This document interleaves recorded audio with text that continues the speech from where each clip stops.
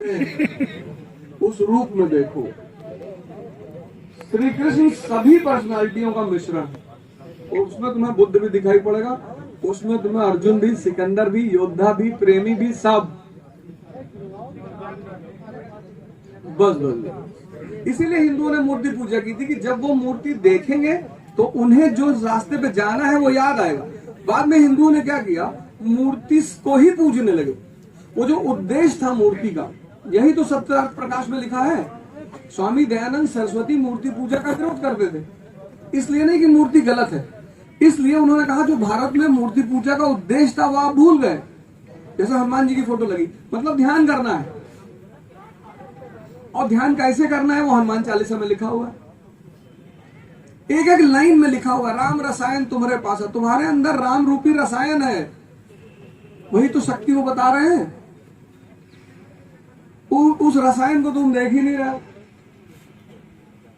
और जितना ज्यादा तुम्हारे सांस पे, देखो क्या लाइन उसमें लिखी, कुमत निवार सुमत के संगी। कुमत निवार, तुम्हारी जो अभी कोई कह रहा था निगेटिव थॉट आते, सांस पे चले आओ। तुम जब तक सांस पे रहोगे तुम्हारे विचार नहीं चलेंगे। जैसे पतंग होती है ना, उसको कौन कंट्रोल करता है, डोर। जब भी तुम्हें ज्यादा भय लगे सांस रोक लो, भय खत्म, क्योंकि जैसे सांस रोकोगे विचार रुक जाएंगे। डेड बॉडी में क्या नहीं है, सांस ही तो नहीं है। सांस का संबंध विचारों से है। अगर तुम विचार बदलना चाहते हो, सांस को पकड़ लो। शुद्धतम कुमत निवार सुमति के संगी। हनुमान चालीसा सूत्रों की चालीसा है कि जैसे निगेटिव विचार आए तुम आंख बंद कर लो, सांस पे आ जाओ। जैसे सांस पे आओगे विचार चेंज हो जाएंगे। अभ्यास है ना, यही तो अभ्यास है। जैसे तुम पढ़ाई कर रहे हो, कहाँ किताब पकड़ में आ रही है, अभ्यास करोगे ना। अभ्यास जैसे हमने 5 दिन का शिविर क्यों लगाया कि तुमको आदत डलवा दे। जिसको भी खैनी खाने का चस्का लगा होगा वो 5 दिन में लगा होगा, सिगरेट का 5 ही दिन में लगा होगा, दारू का 5 दिन में। तो जब तुमको सिगरेट, शराब, दारू का चस्का 5 दिन में लग सकता है तो योग का क्यों नहीं लग सकता। और नहीं लग रहा तो तुम हरामखोर हो, और अगर तुम हरामखोर हो तो तुम्हारे अंदर महत्वाकांक्षा होनी ही नहीं चाहिए। तो तुम क्यों महत्वाकांक्षी हो। अरे तुम 5 दिन में खैनी खाना शुरू कर दी, 5 दिन में तुम सिगरेट पीना शुरू कर दिया, आज तक छोड़ नहीं पा रहे हो। 5 दिन में तुमने शराब पकड़ ली, आज तक तुमसे छूट नहीं रही है। तो 5 दिन में तुम योग क्यों नहीं पकड़ पा रहे हो, क्योंकि तुम पकड़ना ही नहीं चाहते हो। भाग्य का लिखा सिर्फ एक ही आदमी बदल सकता है, गुरु, क्योंकि वो तुम्हारा दिशा परिवर्तित करा देगा। इसीलिए तो इस देश ने गुरु को भगवान कहा, और जिस रास्ते से तुम गुजरे हो उसी से हम भी गुजरे हैं। हम यहाँ आए इलाहाबाद तो बताया गया कि भैया ये क्या है, कहेंगे BBC है, बुद्धिवर्धक चूरन। तो फिर आशा खाने की आदत पड़ गई। यहाँ सीनियर अच्छे सीनियर थे, तो बनाओ बना रहे तो दोनों दादा आपने भी तो रखेंगे। तो तुम ऐसा मत समझो कि मैं तुम लोगों से अलग हूँ, मैं ये क्यों इस चीजों को करा रहा हूँ। अगर मुझे सिर्फ संस्था खोलनी होती तो ये 1 करोड़ रुपया जो यहाँ इन्वेस्ट हो रहा है उसको मैं ऐड में लगा देता,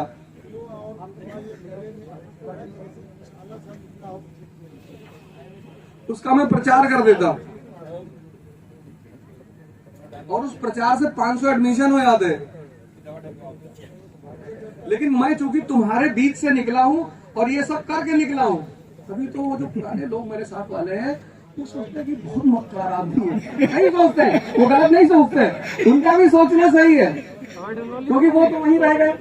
मैंने ऐसे लोगों को सुना, मुझे बात समझ में आ गई। भाई किसी ने मुझसे कहा, जैसे आज मैं तुमसे कह रहा हूँ कि जब 5 दिन में सिगरेट की आदत पड़ सकती तो योग की क्यों नहीं पड़ सकती। और योग में उतनी ताकत है कि उसने सारी कुसंगतियों को बाहर निकाला।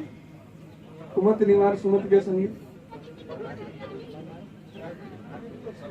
तो मैं हिंदुस्तान में मैं एकमात्र टीचर हूँ, बाकी तो सब बड़े पढ़े लिखे टीचर हैं। कोई PhD है, कोई ये है, कोई गोल्ड मेडल, कोई लंदन से टाई कौन लगाएगा, टाई कौन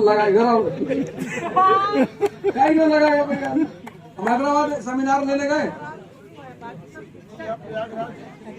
हाँ सही कह रहे हो, कुछ लोग कहते हैं गुरु घंटा भी है।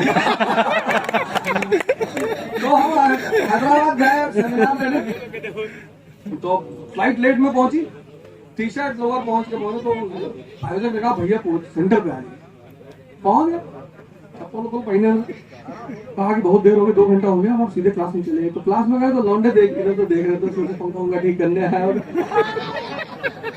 मैं खड़ा हो गया, मारा गया, मेरा नाम आपको अरे आप करीब 8-10 साल पहले तो मैं तुम्हारे बीच से निकला हूँ और मैं यहाँ तक पहुंचा हूँ, बादल तक, तुम आसमान तक पहुंचो, तुम इस देश को बदलो, तुम आदर्श बनो समाज के, राष्ट्र के, संसार के। मौका मिल रहा है ना। फिर गाँव वाले तो इसीलिए तो देखो, जिसकी जैसी सोच है उसकी वहां तक पहुंच भी तो है। गाली देना तो गाली तो देखो, इसीलिए जंगल में जो जानवर रहते हैं, शेर जो है ना दिन में एक ही बार दहाड़ता है। इसमें दहाड़, मेरे तो बड़े सारे मित्र आईएएस हैं, तुमसे कहते हैं कि सर मन करता है नौकरियां छोड़, परेशान है ना, तुम बहुत खुशी में हो, तुमको अंदाजा नहीं कि तुम कितने खुशी हो। अब उनको उसकी व्यर्थता पता चल रही है। भाई रोमन सैनी 18वीं रैंक थी आईएएस में ना, छोड़ के चला गया, अन अकेडमी खड़ी कर दी। अन्नामलाई छोड़ के बंदा चला गया, आजकल तमिलनाडु का स्टेट प्रेसिडेंट है बीजेपी का। तुम जो पाना चाहते हो वो तुम्हारे सामने ही कई लोग छोड़ दिए। क्यों? क्योंकि व्यर्थता प्रतीत हो गई। तो चरण में चलो, अपने आप को उलझाओ मत, एकदम नहीं उलझाना। पहला चरण शिक्षा, दूसरा चरण अर्थ। तो जब तुम्हें व्यर्थता प्रतीत होगी तो तुम चरणबद्ध तरीके से धर्म की तरफ जाओगे। तीसरा चरण है धर्म, धर्म अर्थ काम। अर्थ आएगा, सामाजिक हैसियत आएगी तो तुम भोगोगे सारी चीजों को, फिर भोगने लगोगे, तब तुम मोक्ष की तरफ स्वतः जाओगे। इसीलिए इस देश के लोगों ने कभी अपने बच्चों को धर्म ग्रंथ पढ़ने के लिए नहीं कहा।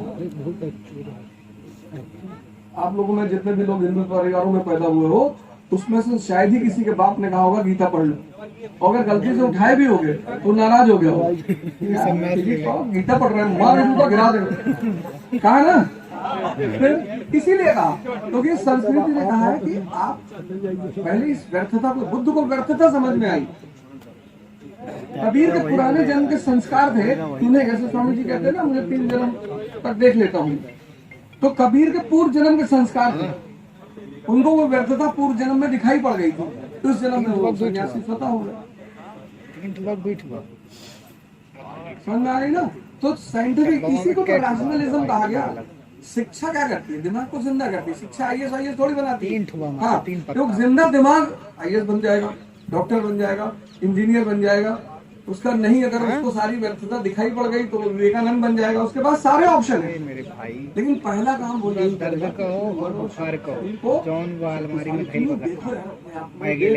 ध्यान करते हुए जरा दिमाग लगाओ, कुछ ना चलो जो है साइकिल यात्रा किया जाए कश्मीर से कन्याकुमारी।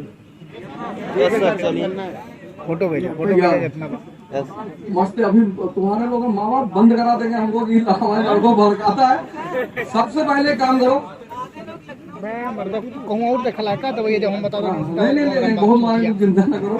हमारे साथ गए थे तो देखो हमारे साथ है दवाई 22 लोग गए थे। जब मैंने लखनऊ दिल्ली यात्रा की थी तो हम ना पहुंचे, शाम को 9 बजे 2 लोग मेरे पास आए गए। दर्द का एक ही इलाज है, जहर का काट जहर है। तो उन्हें हॉकी मंगवाई। मैंने कहा इनके जहाँ मारो खींच, और विश्वास नहीं करोगे उसको दर्द नहीं हुआ मारने में, इलाज ही वही है। हाँ, फिर कहा बैठो ये बोलो, फिर 2 बढ़िया से मसाज करने वाले मंगवाए। मैंने कहा चलाना तो घर जा रहा हूँ, जाएगा कोई नहीं। तुम भूल गए, तुम युवा हो ना, तुम लोगों ने यही तो गलती कर दी, तुम लोगों ने यही गलती कर दी। और जो कह रहा था कि हम कैसे निरंतरता योग की बनाए रखें, इस हिंदू धर्म ने इसीलिए तो मूर्ति पूजा शुरू की थी, निरंतरता बनाए रखने के लिए। जैसे अम्बेडकर की फोटो सामने लगा दोगे तो एक बात तुम्हें हमेशा याद आएगी कि शिक्षा महान बनाती है। बैठ के पढ़ोगे तो जब पढ़, जैसे उस आदमी की फोटो 5 मिनट देखोगे क्योंकि वो आदमी शिक्षा से ही महान बना है। नहीं,